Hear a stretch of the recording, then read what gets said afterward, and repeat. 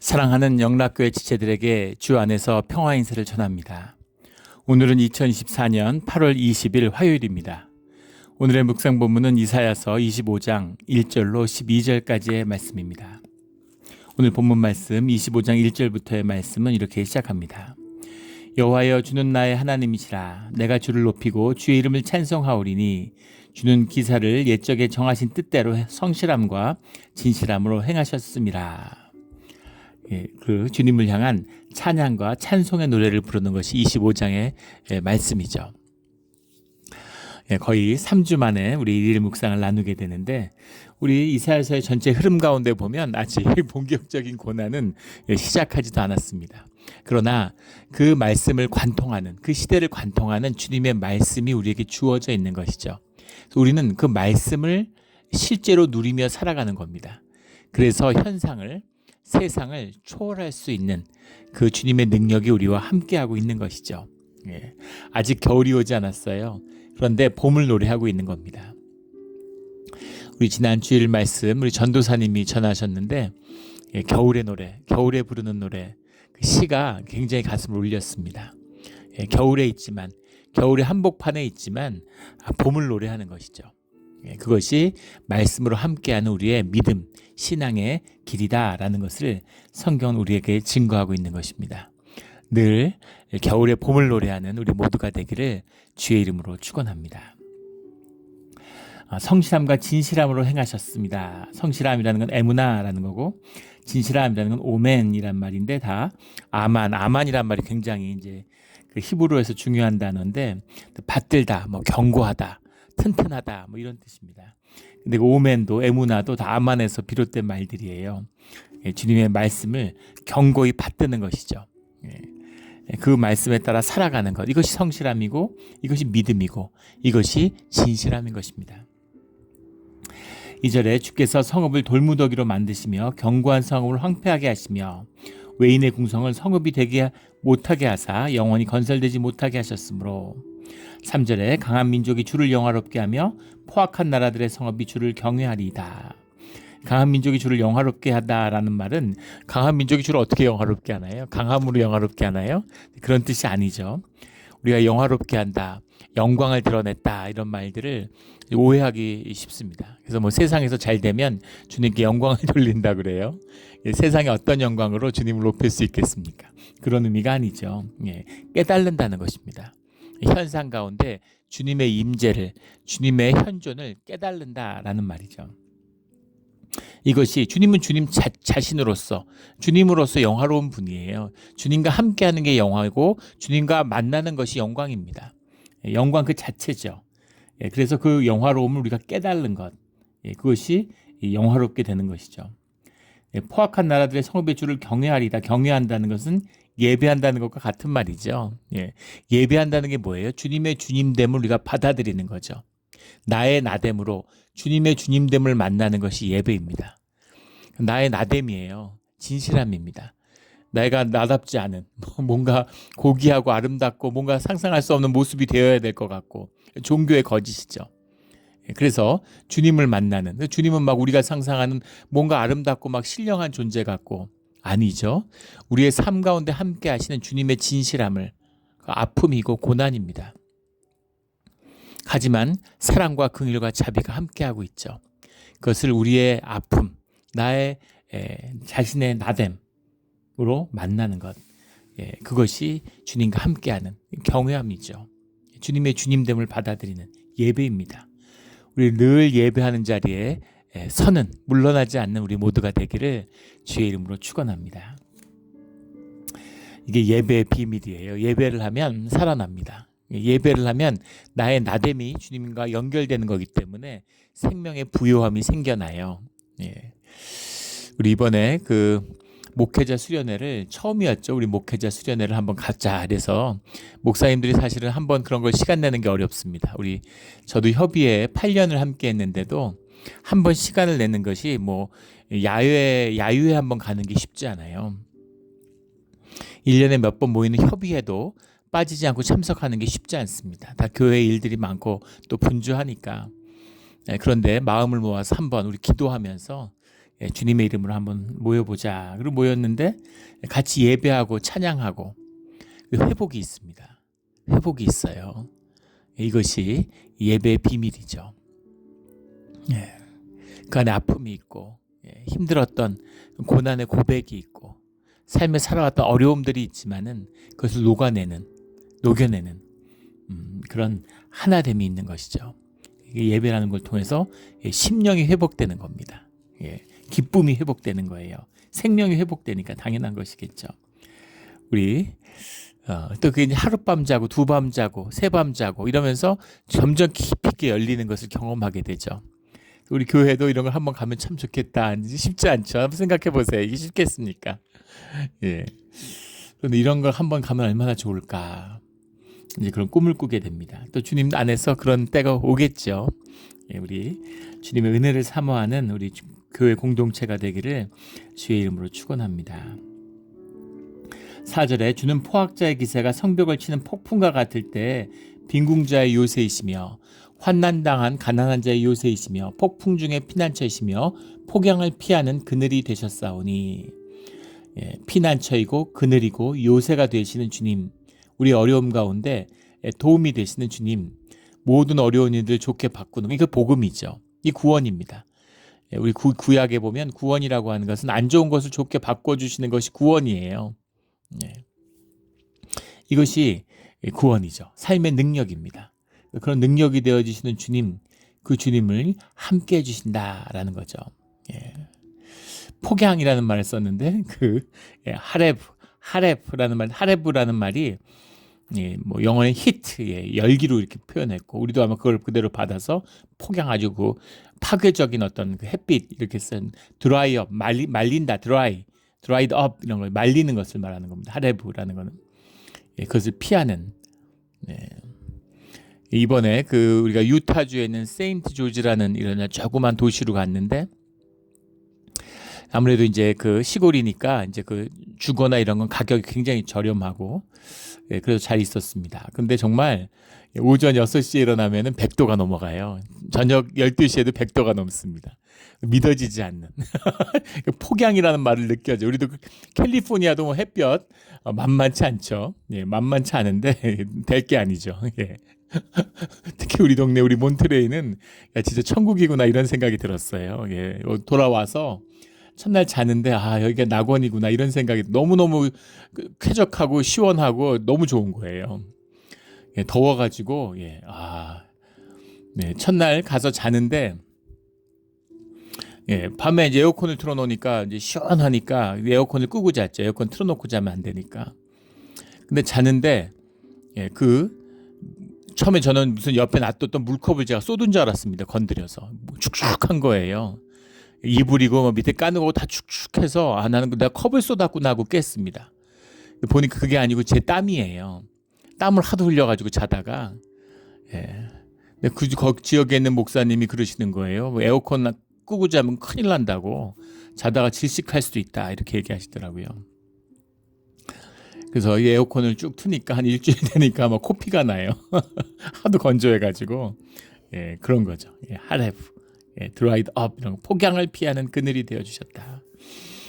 우리 늘 주님 피난처가 되시고 그늘이 되어주시고 요새가 되어주시는 주님이 우리의 아버지십니다. 그런 주님을 찬양하며 함께한 우리 모두가 된 것에 감사를 드립니다. 6절에 만군의 여호와께서 이 산에서 만민을 위하여 기름진 것과 오래 저장하였던 포도주로 연회를 베푸시리니. 쉐마림이라는 말이 반복해 나오는데 기름진 것, 포도주, 연회, 축제죠. 우리 예배의 자리, 주님과 함께하는 자리가 잔치에 비유되고 있잖아요. 잔치라는 건 모두 기쁘고 기쁨을 나누는 자리고 또 뭐 맛있는 걸 먹고 서로 즐거워하는 자리, 이 주님과 함께하는 기쁨인 거죠. 골수가 가득한 기름진 것과 오래 저장했던 맑은 포도주로 하실 것이며 이건 시대적인 것이 담겨 있는 거죠. 요즘에 골수 안 먹죠. 예전에 한국 사람들도 골수를 먹었지만 그 인류의 역사를 보면 수만 년 적어도 이제 그런 우리 수만 년의 역사 가운데서 고기를 시컷 먹은 것은 한 100여 년밖에 되지 않습니다. 역사적으로 보면 미국의 오데호 주변이 이제 개척이 되면서 그곳에 콩이나 뭐 옥수수 이런 걸 심게 됐죠. 곡물이 남아도는 겁니다. 하도 풍요로운 땅이니까. 그러니까 곡물들을 이제 짐승들한테 먹이는 거예요. 그러니까 막 그 소도 굉장히 기름져지고, 그 뭐 돼지 같은 거, 돼지가 식량을 먹는데 지금은 사실은 인간이 먹는 식량보다 2배 이상, 거의 3배 가까운 양을 동물들이 먹고 있죠. 그래서 우리가 시커먼 고기를 먹는 겁니다. 아이오와 이런 거 북부 지역에 이렇게 다녀보시면 진짜 깜짝 놀라요. 수십만 마리의 돼지를 키우는, 정말 그 미국의 위험을 느낄 수 있는, 어마어마합니다. 그러니까 우리가 미국 와가지고 뭐 삼겹살 이런 거 시커 먹죠. 그래서 우리는 칼로리가 항상 넘치는 거죠. 미국의 성인 남자의 뭐 성인 여성, 성인의 85%가 비만이라고 그러잖아요. 그래서 살을 빼는 거 막 뛰고 막 어떻게 살을 빼보려고 막 살 빼는 약 먹고 난리죠. 그런데 역사적으로 보면은 항상 살을 찌우는 것이, 살을 찌우는 게 아니라 칼로리를 높이는 것이 생존의 수단이었던 거죠. 요리라는 게 뭐예요? 결국 왜 기름에 튀깁니까? 왜 요리를 할까요? 칼로리를 늘리기 위한 거죠. 그냥 먹어서는 안 되는 거예요. 칼로리를 늘리기 위해서 요리를 하는 걸 했던 겁니다. 근데 지금은 칼로리를 줄이는 것이 이제 첩경이 된 거죠. 그래서 고기를 먹는 건 말할 것도 없고, 그러니까 고기를 먹으면 그 최고죠. 근데 예전에 뭐 지금 북한 같은 1년에 한두 번 고기 먹는다는 거 아니에요? 북한 같은 지금도 그렇죠. 뭐 중세 때 고기를 먹는다는 건 꿈도 못 꾸는 겁니다. 영국의 중세의 기록에 보면 왕의 숲에 들어가서 사슴을 잡았다가 눈을 뽑히는 그런 형벌을 받았어요. 일본도 마찬가지죠. 뭐 어느 나라고 고기를 못 먹게 합니다. 그러니까 고기를 먹으면 그거 다 너무너무 좋은 것에 대한 표현인 거죠. 기름진 것을 먹는 것. 근데 기름뿐 아니라 그 기름은 고기를 다 걷어 먹고 뼈를 삶아서 뼈가 부들부들해지면 뼈를 깬 다음에 그 안에는 골수를 다 뽑아 먹었던 것이죠. 그게 이제 또 골수가 아주 부드럽고, 그러니까 그런 골수가 가득한 기름진 것, 그리고 포도주를 마시는 그런 잔치의 자리, 주님이 연회를 베푸신다라고 하는 함께하는 축복의 자리죠. 기다리는 자들에게 주님이 찾아와 주신다는 겁니다. 지금이 고난과 환난의 시작이지만 그 끝에서 주님이 다시 회복시켜 주시고 우리와 함께 해 주실 것이다 라는 말씀이죠. 7절에 또 이 산에서 모든 민족의 얼굴을 가린 가리개와 열방 위에 덮인 덮개를 제하시며, 가리개와 덮개라고 하는 것은 이제 영적인 무지에 대한 표상으로 이제 성경에 나오고 있죠. 주님이 계시니 안 계시니 이런 소리를 하는 겁니다. 영적인 무지일 뿐이죠. 요즘 시대예요. 요즘 시대가 정말 역사상 가장 영적으로 무지한 시대가 아닌가 싶습니다. 지식은 넘쳐나지만 영적으로는 너무너무 무지한 거죠. 사람들이 무슨 모더니즘이 나오고 무슨 지력이 이렇게 발전돼 가지고 영성을 거부하는 것 같이 그렇게 얘기하는 사람들이 많아요. 과학 지식이 늘어나고 천만의 말씀이죠. 사람들이 무지해지기 때문입니다. 그 증거가 요즘에 뭐 한국도 그렇고 무속 이런 게 뭐 굉장히 인기라고 그래요. 무슨 유명인이 되고 뭐 연예인들이 무속인이 되고 뭐 그런 시리즈, 그런 드라마 뭐 그런 것들이 굉장히 히트하고, 영이라는 건 우리 삶의 실제이기 때문에 보이지 않는, 사람들이 영이 있잖아요. 그걸 느끼는 거죠. 근데 무지해요. 그러니까 귀신에 휘둘리고 뭐 점 보고 타로점 보고 별점 보고 사주 보고 막 이러는 거죠. 그런데 휘둘리는 겁니다. 프랑스, 유럽에서 가장 기독교를 걷어찬 나라죠. 자기들이 어떤 근대의 상징인 것처럼. 근데 그 프랑스의 파리 같은 데서 지하철 타보면 광고의 거의 대부분이 5분의 4는 전부 다 그런 점 보고 뭐 이런 겁니다. 타로점 보고 뭐 이런 별점 보고 이런 거예요. 그 인간의 본질인 겁니다. 근데 그것이 가리개와 덮개로 덮여 있는 거죠. 교회도 마찬가지죠. 영적으로 어두운 것이에요. 말씀이 희귀해지고 주님의 뜻하시는 바가 무엇인지를 알지 못하는 어지러운 세상이 되는 겁니다. 오늘 이날 교회를 보세요. 20년 전하고 지금을 생각해 보십시오. 교회가 믿어지지 않을 정도로 쇠퇴하고 있죠. 우리 베이지역만 해도 예전에는 한 교회가 뭐 작은 교회라도 아이들 수십 명씩 데리고, 저희 교회도 그랬죠. 무슨 수련회 가고 이런 거 아무 일도 아니었습니다. 근데 지금은 100개 교회가, 100여 개 교회가 연합해서 수십 명이 수련회 가는 게 쉽지 않아요. 예전에 교회에서 무슨 프로그램 해달라고 막 그랬습니다. 그런 걸 부모들이 좋아했어요. 아이들이 알찬 시간을 보내길 원하니까. 근데 지금은 그런 거 하지 말라고 그런다는 거예요. 애들 뭐 학원 가야 되고 공부할 거 많고 뭐 과외도 해야 되고 프로그램도 많이 하는데 교회에서 이제 귀찮게 하지 말라는 거죠. 교회들이 수련을 할 수가 없는 세상이 됐습니다. 점점점 쇠퇴하는 거예요. 지금 부흥회 같은 거 좀 꿈도 못 꾸잖아요. 이런 어지러움, 이런 영적인 무지함, 이것이 주님의 가리운 안개처럼 덮어버린 주님의 임재가 말씀이 희귀해진 이 주님의 징계라는 겁니다. 그런 세상 가운데 있는데 때가 되면 주님이 그 가리개와 덮개를 제하여 주실 것이다 라는 거죠. 이 자체가 은혜가 되는 겁니다. 주님의 말씀을 허용하고 주님의 말씀이 임하면 그것이 회복이고 그것이 삶의 소망이 되고 그것이 삶의 능력이 돼요. 그것을 회복시키는데 그 예배를 회복하는데 전심을 다해야 되는 겁니다. 그게 우리 시대의 사명이에요. 안타깝지만 우리가 그것을 위해서 정말 전심으로 기도하고 전심을 다해야 되는 그런 시대 가운데 있는 겁니다. 20년 뒤에는 어떻게 될까요?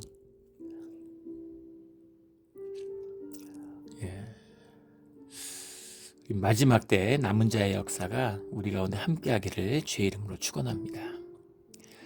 8절에 사망을 영원히 멸하실 것이라. 주 여호와께서 모든 얼굴에서 눈물을 씻기시며 자기 백성의 수치를 온천하에서 제하시리라. 여호와께서 이같이 말씀하셨느니라. 주님이 말씀하셨으면 이미 성취된 것이죠. 끝난 겁니다. 주님의 말씀을 임하면 주님의 말씀을 들으면 그 자체로 끝난 거예요. 사망을 영원히 멸하실 것이라. 사망을 멸한다는 건 여러 가지 의미가 들어있겠죠. 우리의 영생을 허락하신다는 뜻도 있고 세상의 권세, 현상의 권세가 뭡니까? 사망의 권세예요. 사망의 권세로 세상을 쥐고 흔드는 것입니다. 근데 사망의 권세를 멸하면 사망을 이긴 자들을 세상이 감당하지 못하죠. 두려울 게 뭡니까? 이 비밀이에요. 세상에 당할 자가 없는 겁니다. 그 사망을 주님이 우리의 가운데서 멸하게 되신다. 더 이상 죽음이나 아픔이 애통함이 아닌 것이죠. 그것이 기쁨이 되고 천국의 소망이 되는 것입니다. 9절에 그날에 말하기를 이는 우리의 하나님이시라. 우리가 그를 기다렸으니 그가 우리를 구원하시리로다. 이 고백이죠. 그날에 우리가 그를 기다렸으니 주님을 기다리고 또 기다리는 겁니다. 이거 우리가 하는 일이에요. 이것이 우리의 능력입니다. 주님과 함께하는, 우리가 지금 능력이 없죠. 주님이 함께해 주시지 못하니까. 그러나 우리가 주님을 기다리고 기다리는 때에 주 안에서 우리의 모든 삶의 조건, 우리의 모든 삶에서 주님의 구원이 임하게 되신다라는 거죠. 그때 우리가 그를 기다렸기에 주님을 만나는 거죠. 기다리지 않았는데 어떻게 만나겠어요? 그 기다림이 우리의 믿음이고 우리의 신앙이 되는 것이죠. 하도 기독교가 쇠퇴하니까 주님을 인정하는 게 믿음일 줄 알아요. 그래서 주님이 계시겠지. 그래서 주님이 계시니 안 계시니, 주님이 계시니 안 계시니 하고 다투는 건 어리석음의 극치입니다. 그건 어리석다는 것 외에는 할 말이 없는 거죠. 우리의 믿음이라는 것은 환난의 때에 주님을 기다리는 겁니다. 겨울의 노래를 부르는 것이에요. 우리 늘 주님을 기다리며 하루하루를 그날을 기다리며 살아가는 그런 우리의 신앙의 길이 되기를 주의 이름으로 축원합니다. 10절에 여호와의 손이 이 산에 나타나시리니 모압이 거름물 속에서 초계와 밟힘같이 자기 처소에 밟힐 것인즉. 모압의 얘기가 나오는데 모압의 얘기가 왜 자꾸 나올까? 모압이라고 하는 것은 이제 여러 가지 의미가 있죠. 모압은 이스라엘 역사와 굉장히 깊이 연결되어 있어요. 그런데 영적으로 관련이 되어 있다는 겁니다.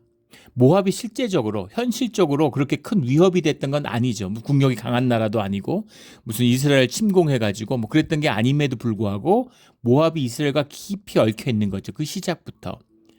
그래서 역사 가운데 모압의 영향이라고 하는 것, 사실은 사촌간이잖아요. 사촌 민족이기 때문에 깊이 연결되어 있는 겁니다. 근데 항상 우상의 위협으로 이스라엘에 스며드는 것이 모압이죠. 그래서 모압이다라고 할 때는 단순히 어떤 독립적인 뭐 많은데 팔레스타인도 있는데 뭐 두로도 있는데 시돈도 있는데 다 쭉 있잖아요. 근데 그런 걸 떠난 모압의 시험이 있죠. 그모스를 섬겼는데 그 그모스의 우상 숭배가 사실은 예루살렘을 무너뜨리는데 결정적인 역할을 했습니다. 그래서 모압의 회복이라고 하는 것, 우리 예레미야 48장에 나오는 주제잖아요. 예루살렘이 회복되면 모압도 회복되는 겁니다. 얽혀있기 때문인 거죠. 뭐라고 얘기해야 될까요? 굶주릴 때는 고기를 먹는 게 최고잖아요. 기름진 것을 먹어야죠. 근데 기름진 것을 먹으면 항상 이제 콜레스테롤 문제가 생겨나게 되는 거죠. 아프리카에 굶주린 사람들을 구원하는 데는 우유가 최고라는 거죠. 우유를 마시면 급격히 회복된다는 겁니다. 그런데 영양이 과다이고 비만 있는 사람들, 성인들 이런 사람들이 우유를 마시면 우유만큼 독이 없다는 거죠. 그런 거죠.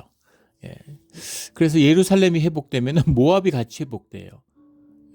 욕심이 회복되는, 살만하게 되면 자꾸 옆을 돌아보고 딴짓을 하게 되는 거죠. 그것이 모압의 존재 같은 거예요. 영적으로. 그래서 모압을 다뤄야 되는 겁니다. 모압을 상징하는 말이 교만이죠. 11절에 나오는 교만과 손의 능숙함입니다. 여호와께서 그의 교만으로 인하여 손의 능숙함으로에도 불구하고 그를 누르실 것이라 하는 교만이라는 것이 항상 모압과 동전의 양면처럼 나오는 건데, 교만이라는 건 가흐라는 말이죠. 성경에 많이 나오는, 주님이 제일 싫어하는 것이 교만입니다. 영어로 프라이드죠. 프라이드. 근데 교만을 왜 이렇게 싫어할까? 교만의 본질이 뭐예요? 거짓이기 때문인 거죠. 주님이 제일 싫어하는 게 거짓이에요. 주님은 참이시잖아요. 주님은 참된 실제시잖아요. 그래서 모든 거짓을 싫어하신다는 것 표현도 인간적인 거지만 거짓을 용납하지 않으시죠. 우리가 자꾸 죄에 대한 이야기를 많이 하는데 죄는 사함을 받으면 돼요. 죄는 주님의 섭리 가운데 있는 겁니다. 우리는 죄를 져요. 우리의 육신이 죄 가운데 있는데, 우리가 육성을 입고 살아가는데, 근데 죄의 문제를 다루고 죄에 맞서고 죄의 사함을 받는 것이 주님의 구속의 섭리 가운데 이루어지는 주님의 섭리의 세계에 속한 것입니다. 그래서 주님은 죄인을 용납하시고 죄인과 함께 해주세요. 하지만 거짓은 용납하지 않으시고 거짓과 함께하지 않으십니다. 예수님이 창기와 세리를 용납하세요. 그들과 함께 식사를 하십니다. 하지만 바리새인을 용납하지 않아요. 말이 됩니까? 현상적으로 보면 바리새인이 그 깨끗함과 그 정결함과 역사상 최고의 종교인들이라는 거 아닙니까? 사람이 종교인으로 생각할 수 있는 가장 경건함과 깨끗함을 실천하는 사람들이 바리새인들이에요. 우리가 성경을 통해서 바리새인을 만나니까 바리새인들이 우스워 보이지만은 바리새인들이 회당 유대교를 만들어낸 민족입니다. 사람들이에요. 종교를 만들어냈어요. 몰몬들. 이번에 유타에 가니까 그 조그만 도시에 아주 몰몬 성전을 기가 막히게 지어놨더라고요. 성전을 폐했더니 다시 성전을 만들었어요. 철치 오브 지저스 크라이스트, 그래서 교회인 줄 알았는데 그 밑에 보니까 뭐 레터데이 오브 세인츠 뭐 이렇게 써 있더라고요. 기가 막히게 성전을 지어놨습니다. 성전에 들어가지도 못해요. 성소라고. 그래서 좀 웃음이 나왔습니다. 그런데 오늘 이 시대 미국에서 크리스찬들의 정결이 몰몬의 상대가 되지 않습니다. 몰몬에 대한 칭찬이 끊이지 않아요.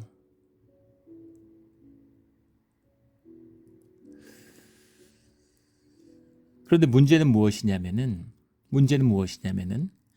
깨끗하냐 깨끗하냐 중요한 문제죠. 정결하냐 안 하냐, 경건하냐 안 하냐 중요합니다. 그러나 무엇보다 중요한 것은 참돼야 된다는 겁니다. 더러울 수 있죠. 죄인일 수 있습니다. 그러나 거짓돼서는 안 돼요. 근데 그 거짓의 정점이 뭐냐면 이 프라이드, 교만이라는 겁니다. 가흐라고 하는. 내가 내 삶을 거짓으로 이렇게 만든 거죠. 에고잖아요. 사람이 시원찮을 때는 나르시시즘으로 작동하죠. 자기애로. 나는 소중해. 그런데 내가 좀 잘 되면 그게 교만으로 드러나, 에고로 드러나는 거죠. 남들을 짓누르는 겁니다. 나는 뛰어나, 너는 못났어. 나는 깨끗해, 너는 더러워. 이렇게 되는 거죠. 그 본질은 뭐예요? 거짓입니다. 거짓의 왕, 이 교만이죠. 주님이 제일 싫어해요. 이건 정말 약도 없는 것입니다. 이거는 심판밖에 없어요. 손의 능숙함. 손의 능숙함도 손의 능숙함이라는 게 아랍어라는 말인데 속임수, 뭐 거짓, 책략 이런 겁니다. 현상의 사람들, 현상이 전부인 사람들, 이런 사람 현상 자꾸 변하잖아요. 그걸 더 빨리 변하는, 뭐 이렇게 하고 저렇게 하고 막 이렇게 해가지고 사람 얼을 빼고 등을 치는 이런 짓을 하는 거, 이게 아랍어입니다. 그런 걸 잘할 수밖에 없죠. 현상의 사람이니까.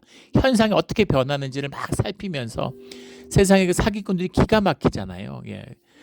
한국에도 전문 사기꾼을 풀타임으로 하는 사람들이 수만 명이라는 겁니다. 더 무서운 건 그 사람들이 서로 도와준대요. 암묵적으로. 예전에 한국 큰 보험사가 한 20년 됐네. 정보사터 사기 사건이라는 게 있었죠. 거의 몇 년에 한 번씩 터지다가 이제는 뭐 이제 정리됐다고 저도 들었는데, 정보사터를 그 보험회사가 사들인 거예요. 정부로부터. 근데 그걸 판 사람들이 물론 사기꾼들이죠. 근데 그 계약을 그 총리실에서 했다는 거 아니에요. 그거 뭐 어떻게 했는지 모르겠지만 기가 막히게 총리도 모르고 총리실 관계자들도 모르는데 정부 청사에 들어가가지고 기가 막힌 거죠. 보험회사가 또 어떤 사람들입니까? 근데 보험회사를 속여가지고 그렇게 하는데 기가 막힌 일 아니겠어요? 그런 거죠. 이런 게 손의 능숙함입니다. 거짓의 능력이죠. 거짓이 능력이 있어요. 거짓이면 세상에 못할 짓이 뭐 있습니까? 거짓으로 살겠다 그러면 그런 것, 이런 것을 주님이 누르신다. 이것을 모압으로 표현하고 있는 거죠. 근데 모압은 믿고 이스라엘은 의로워 아니라 이것이 이스라엘의 또 다른 측면이라는 겁니다. 그것이 예레미야 48장에 나오는 말씀의 내용인 거죠. 이스라엘을 살리는데 모압을 쳐야 된다는 겁니다. 모압을 제거해야 된다는 거예요. 그것이 이스라엘이 살 길이다라는 것이죠. 모압을 치면 이스라엘이 죽어요. 이스라엘을 살리면 모압이 살아요. 어떻게 해야 됩니까?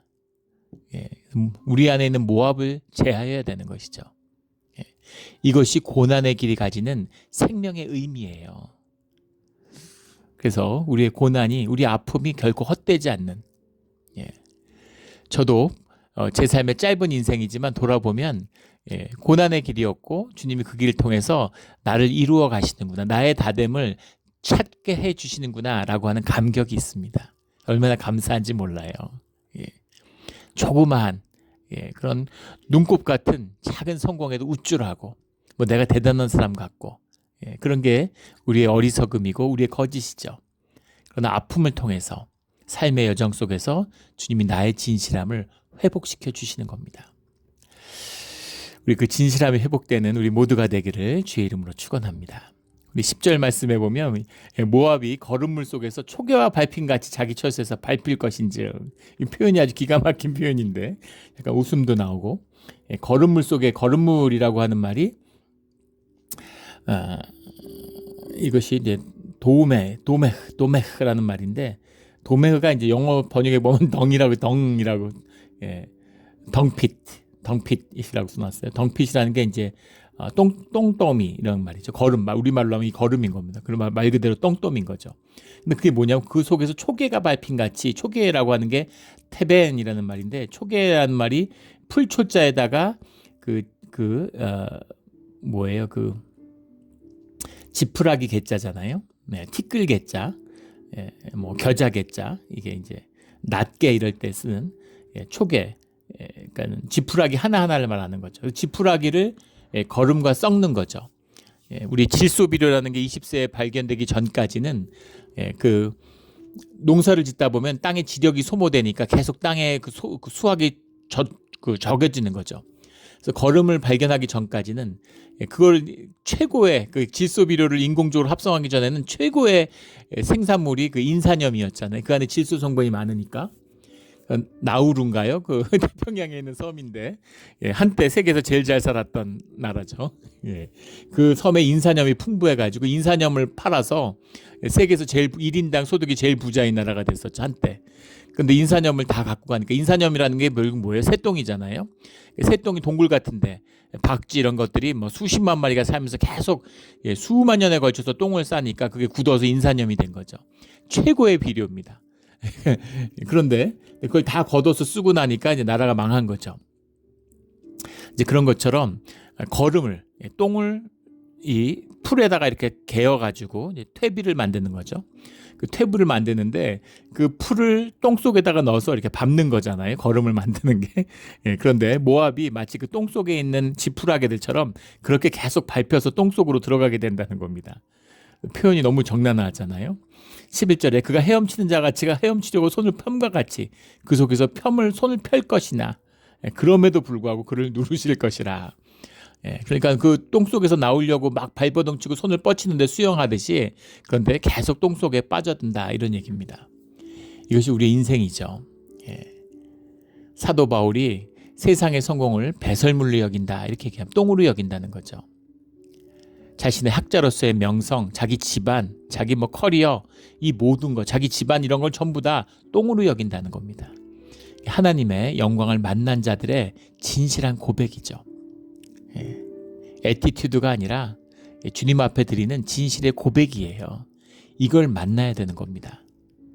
하나님 믿는다고 그러는데 평생 교회 다녔는데 막 세상에서 성공하고 싶어서 막 세상에서 가진 작은 걸로 막 우쭐하고 이런 거.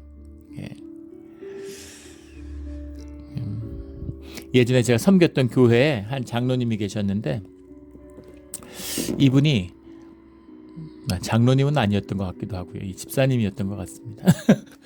그런데 그분이 나이가 드셨는데 지금은 돌아가셨죠. 그때도 이제 나이가 70이 넘으셨었는데 20 한 5년 전 얘기입니다. 근데 이분이 얘기하실 때 항상 이렇게 당신이 서울대 치대를 나왔는데 서울대 치대가 당신이 입학하던 연도에 서울대 의대보다 커트라인이 높았다고 그 얘기를 꼭 하세요. 근데 그 얘기 한번 할 수 있죠. 그런데 그 얘기를 자꾸 하시는 거예요. 그래서 왜 그런 얘기를 자꾸 하시냐고 한번 여쭤보니까 당신이 의대 가는 게 꿈이었다는 거예요. 그런데 의대 가기엔 좀 쫄리니까 하나 낮춰서 치대를 지원했더니 뚜껑을 여니까 치대가 또 높은 거죠. 그게 한이 돼가지고 그 얘기를 50년째 계속하고 만나는 사람마다 본인이 치대에 갔지만 사실 의대보다 더 커트라인이 높았다는 얘기를 하고 있는 겁니다. 누가 뭐라고 그래요? 누가 관심이 있습니까? 근데 이게 인간의 진실이죠. 인간의 못남의 모습이에요. 그 눈곱 같은 그런 작은 프라이드 하나를 못 버리는 겁니다. 그걸 나라고 주장하는 거예요. 나는 너보다 좀 낫고 나는 그래도 의미 있는 존재라고. 온 우주, 세상보다 더 귀한 존재로 주님이 목숨을 내어줄 만큼 존귀한 존재로 우리를 만드시고 부르주셨는데, 그 주님을 만나는데 그 주님을 만나지 못하면 평생을 살아도 의대가 높니 치대가 높니 이런 소리를 하고 살게 되는 겁니다. 근데 더 비극적인 건 못난 데서 끝난 게 아니라 그 교만으로 인해서, 그 거짓으로 인해서 똥 속에 그 지푸라기가 깔아앉는 것처럼 우리 인생이 깔아앉는다는 거예요. 우리 주님 안에서 그 거짓을, 가리개와 덮개를 벗어버리고 기름진 것과 포도주를 마시는 연회를, 축제를 주님과 누리는, 또 그날을 기다리는 그런 우리 모두 남은 자가 되기를 예수 그리스도의 이름으로 축원합니다. 아멘. 기도드리겠습니다. 하나님 아버지 감사합니다. 주님의 귀한 말씀을 주시니 감사합니다. 말씀이 끊어지지 않고 회복되어서 그 말씀이 우리의 삶의 실제가 되어서 겨울에 봄의 노래를 부르며 살아가는 우리 모두가 되게 하여 주시옵소서. 감사하며 예수 그리스도 이름으로 기도드렸습니다. 아멘.